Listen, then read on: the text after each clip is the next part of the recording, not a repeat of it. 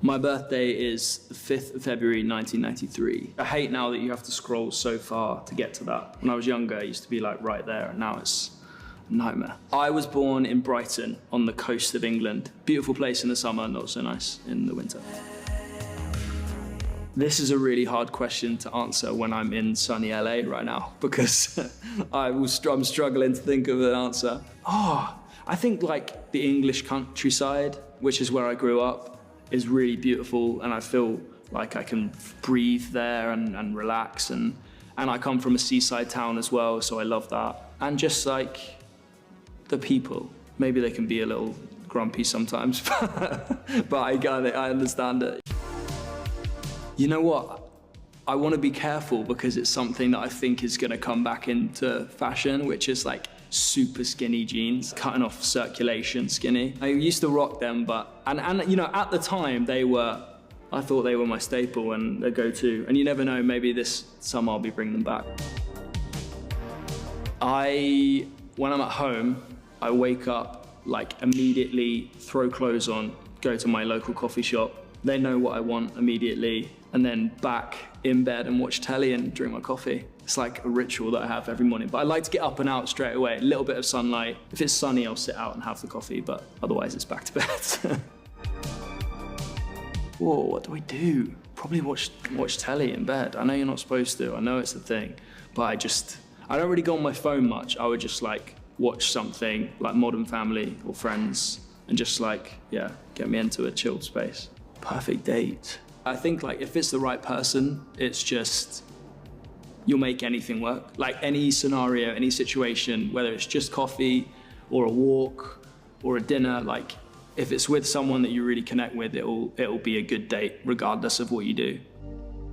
A soulmate is whoever you can be 100% yourself with. Like you can be your real weird self, like you behind closed doors when no one sees you and you're dancing in your underwear in the kitchen. I feel like if you could be that version with someone, that's a soulmate to me.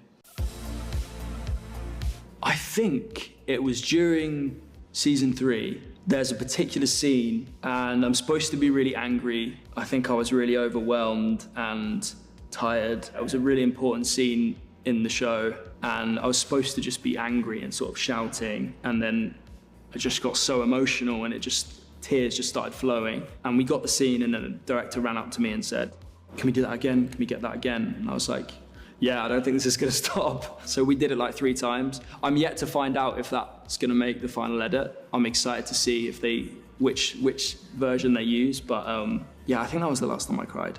That's all I'll say. I can't go into too much detail, but yeah.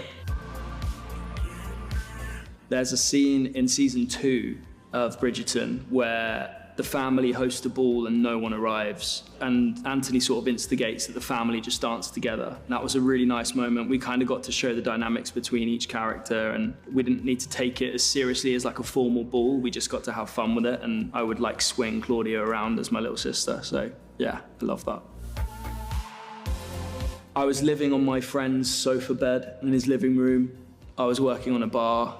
I'd had like 5 auditions that week, one being my final. I came out and I thought, if I don't book this, it's not for me, because I couldn't have done any more than I'd done in that audition. And then I got the call and they said, my agent said, "You've got it."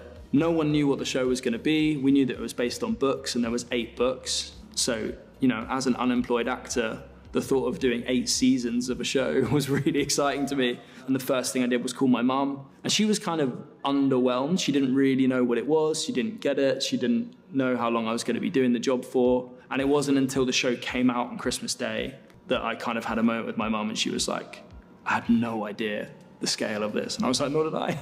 None of us did.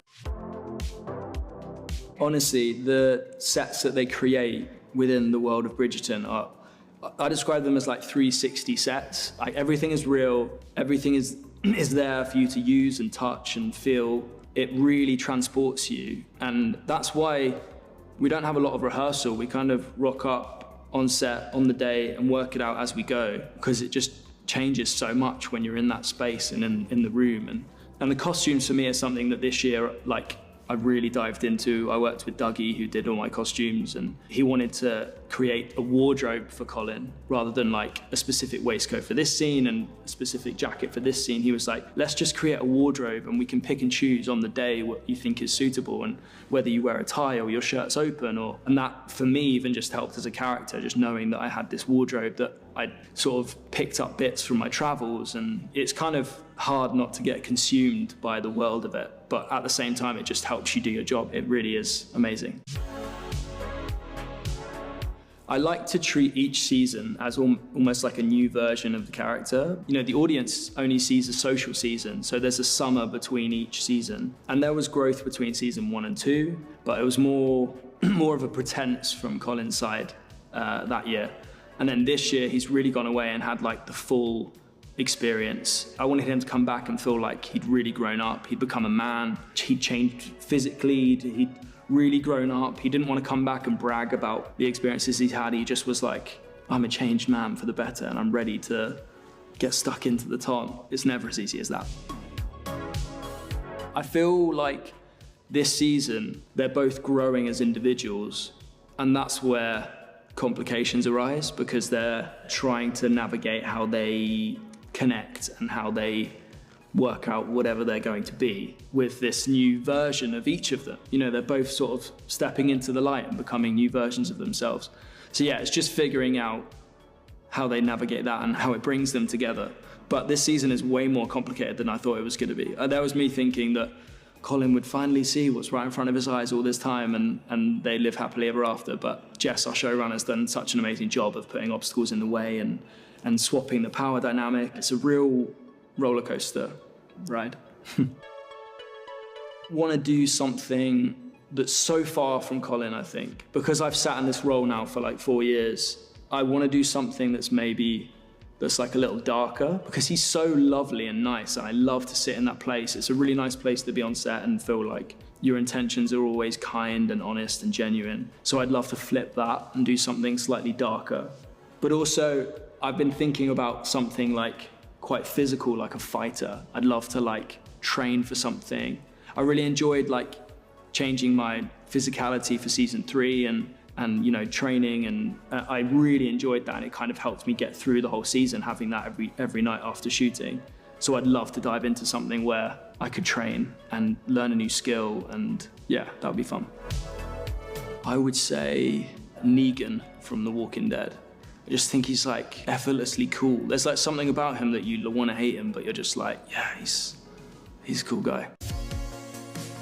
I do, yes. I think for like a lot of people in the entertainment industry or actors find it as a coping mechanism. I had some real opportunities that came up and auditions that I went for, and at the time they felt like the job that I really, really wanted. And then when I didn't book them, and then for example, I booked Bridgerton, which just like changed my life. So yeah, it was almost like I was meant to miss that so that I could book this, and so on and so on, yeah. I feel like I'm in it right now. I really do. I feel so like grateful for the opportunities that I've had recently, and I just feel very content and happy with my life. And you know, shooting season 3 into this year as well, I had such an amazing time. So I feel like I'm in it right now, and I hope it continues. Thanks for watching. I hope you enjoyed getting to know me a little bit better. You can watch Bridgerton season 3 on Netflix.